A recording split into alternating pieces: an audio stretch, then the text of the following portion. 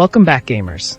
This is your host, Vicky Shrestha from Generic Nep, and today we're diving deep into a classic that set the standards for tactical shooters, Tom Clancy's Ghost Recon Advanced Warfighter 2, or Graw 2 for PC. Released back in 2007, Graw 2 promised an enhanced tactical gameplay experience. But does it hold up in 2024? Let's find out. Ghost Recon is a franchise that was born on the PC, so it was nice when Ubisoft commissioned a separate version of Tom Clancy's Ghost Recon Advanced Warfighter that was built directly for the PC, instead of merely porting over the Xbox 360 game of the same name. That way, Xbox 360 gamers could get a third-person action game, while PC gamers could get a hardcore first-person shooter. That trend continues with Tom Clancy's Ghost Recon Advanced Warfighter 2, which again comes in a separate PC version that's tailored for the platform. Nevertheless, you'll need to be a pretty die-hard fan of extremely unforgiving combat to get through this one. Graw 2 picks up immediately after the events of the first game, though you needn't have played it to understand what's going on. Mexican rebels have some nukes and are setting up shop next to the Texas border, and you, as a member of an elite U.S. Army Special Forces unit, must stop them. While the PC version features entirely new levels and environments, it does lift many of the story elements and voiceovers from the Xbox 360 version. In essence, this is basically a retelling of the Xbox 360 game. The major difference between the two versions is that the Xbox 360 is much more action-focused, while the PC is a lot more simulation-heavy. It's a huge difference. You can sprint your way through the Xbox 360 game, knowing that you can heal up easily whenever you hit a resupply point. In the PC version, the pace is a lot slower and more methodical. If you try to run and gun through, you'll get cut down within seconds. It's all about moving slowly, using cover, and suppressing the enemy with cover fire. You have a fairly small health bar, and it can be drained relatively quickly.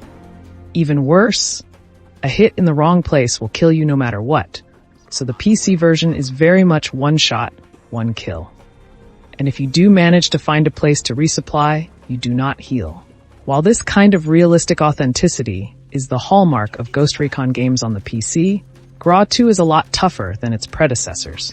Part of that is the nature of the gameplay, which is very unforgiving, but it's also due to the huge size of the levels. You have to carefully ration your health bar, or else you'll find yourself in a bad spot. For instance, if you take a couple of hits early on, it's usually best to just start the mission over, because odds are you'll never survive the middle and later parts of the level, especially since you can't heal. There is a quick save and a quick load that you'll need to use early and often, as you'll get cut down without warning a lot. And this was on the easiest difficulty setting. Trying to play at the default difficulty is murder. Set in the year 2014, Graw 2 puts you in the boots of Captain Scott Mitchell as he leads the Ghosts, a squad of elite soldiers, in a mission to prevent a nuclear threat from detonating on U.S. soil. The game is set against the backdrop of a tense geopolitical crisis in Mexico, offering a gripping narrative that Tom Clancy fans would expect. Graw 2 is all about tactics. You're not just running and gunning, you're commanding a squad. The PC version shines with its refined control system, allowing for precise squad commands and a strategic overview of the battlefield. The cross-comm system returns, providing a real-time aerial view of the battlefield, which is crucial for setting up flanking maneuvers and strategic strikes. The PC version does allow a bit more freedom in mission setup. You can select the troopers that go with you, as well as custom outfit their gear, choosing from different weapons and accessories, like grenade, launchers, scopes, and silencers. If a trooper is cut down, he's unavailable for later missions. The only thing that this mode needs is a way to save a loadout so you can easily outfit your team with the same gear. Instead, you have to load out each trooper separately, a somewhat annoying process. Aside from the sheer difficulty of the game, the other hit against the PC version is its drabness. The game recycles much of the textures and buildings from its predecessor, so the slums of Juarez look almost identical to the industrial areas of Mexico City. The game is dominated by its brown and yellow palette, and the color scheme is so bland and lifeless that it sucks a lot of life out of the otherwise solid graphic engine. You'd be hard-pressed to find something in the game that's a bright red or green or blue. Even the skies feel oppressive. The Xbox 360 did a much better job of actually creating environments that felt like they had some color and culture to them. The PC version feels like it's set in what appears to be the dullest and driest place on Earth. As with most PC titles, you can quick save your progress, but to make things a little more challenging, you cannot save in the middle of a gunfight. While I had no trouble with this for most of the game, a notable exception is the Aegea Island level, where the developers apparently consider a good 2/3 of the map to constitute a single fight. My fondness and admiration for this physics-enhanced map suffered a huge setback when I was forced to play the same 20-minute stretch over and over again after continuously dying near the end of the level. Sound plays a very big role in this game, especially in multiplayer.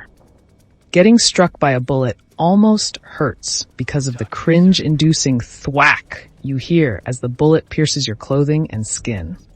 Squadmates will often give audible clues to the whereabouts of spotted enemies. Playing with headphones in multiplayer matches, I found myself relying often on audible clues as to the location of my enemies. For example, when you hear crunching leaves but don't see a friendly on your mini-map, chances are you're about to encounter an enemy, so you need to prepare accordingly. Though the multiplayer is dead for Graw 2 as of 2024, I remember that the multiplayer component was a huge draw, offering various modes and a strong community that kept the game alive long past its prime. Cooperative missions, death matches, and territory control provided endless hours of tactical gameplay. The highlight was Recon versus Assault, which matches the sneak and peek Recon style against the heavier firepower of an assault team. In RVA, the Ghosts must destroy 3 air defense anti-tank systems, ADATs, while the Mexican rebels must defend the ADATs and/or kill the Ghosts. Each side has different classes of soldier with different weapon loadouts. A veterancy system tracks your progress for as long as you stay connected to a given server. The higher your rank, the more soldier classes and weapons are available to you as you respawn or resupply. Your veteran status is reset when you disconnect from the server.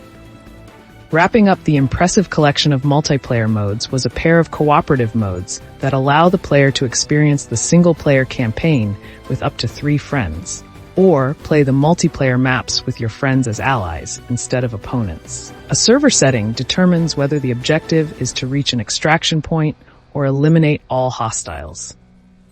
Tom Clancy's Ghost Recon Advanced Warfighter 2 for PC is a trailblazer for tactical shooters, combining deep strategic gameplay with a gripping narrative.